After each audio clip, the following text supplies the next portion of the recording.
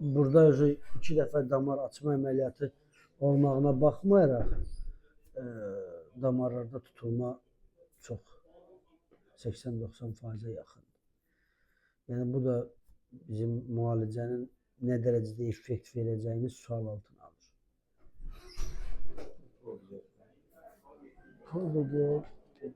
altında orada şey stent de koyma olmur. Olmur. Çox nazik damarlardır. Bunlara stent qoymaq olmur. Dizdən aşağı ümumən stent getmir. Onu ancaq balonla açmaq olur. Balonla da açanda damarın vəziyyətinə uyğun olaraq görürsən bəzi damarlar damar açılandan sonra yenə də tutulur. Balonla orada eləyirlər. Yox, eləmişik də fevral ayında eləmiş. Ha. Hə. İstəyirsən bir dəfə də göndərim gedin baxın. Bir dəfə üstündə müalicə nə eləmək var? Müalicəsini yazırsan. Şəxsiyyət vəsiqəsini verin.